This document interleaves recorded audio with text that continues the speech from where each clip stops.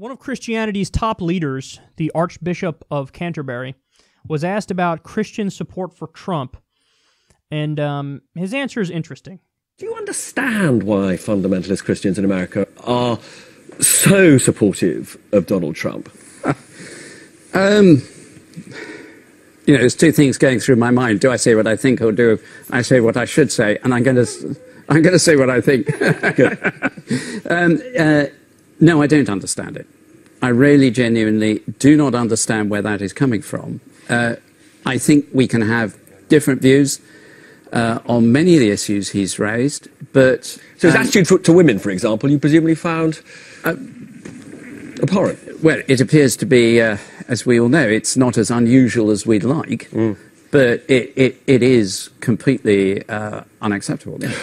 What will you do as and when he makes his state visit? Because presumably in those circumstances you would be expected to meet him, wouldn't you? Well, I'd be invited to the state dinner. Yeah. And would you go? Yes.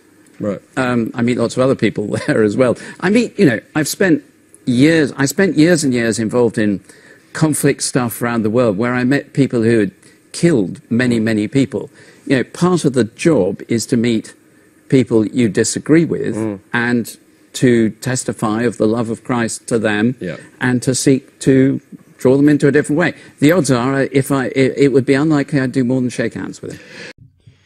So that's interesting. He's saying, look, I don't get why there are Christians who love Donald Trump. And part of me understands completely what he's saying, but then part of me doesn't and thinks he's totally wrong. So what I mean by that is, yes, if you look at certain parts of the Bible, Trump represents the opposite of, the Jesus character in the New Testament in most of his moods.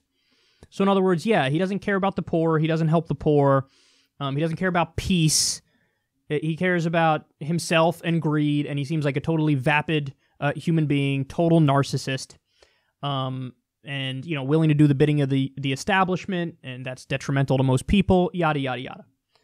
But, on the other hand, it's like, you find this a lot with Christians, with Muslims, with religious people in general.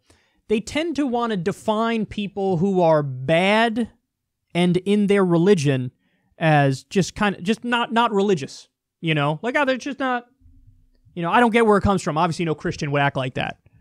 Actually, no, because what's the implication when they say that?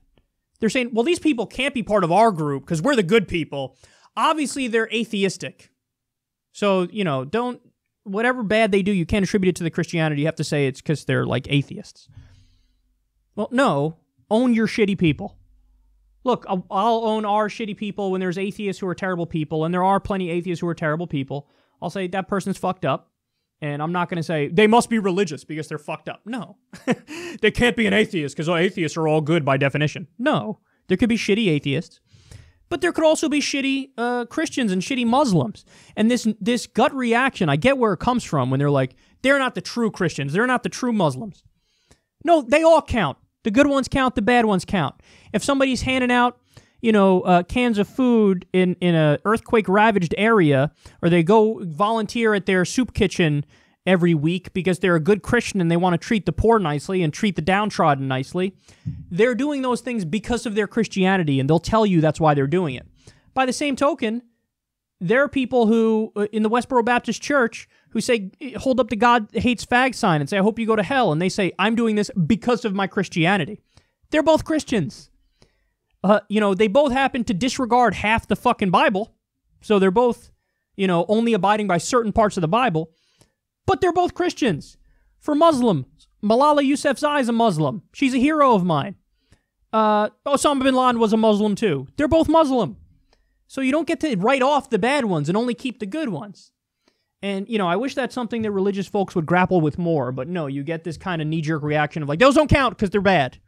So, but when they make the case that they're not the real Christians, I object to the implication there because the implication is they must be atheistic. And as we all know, atheists are kind of immoral by default.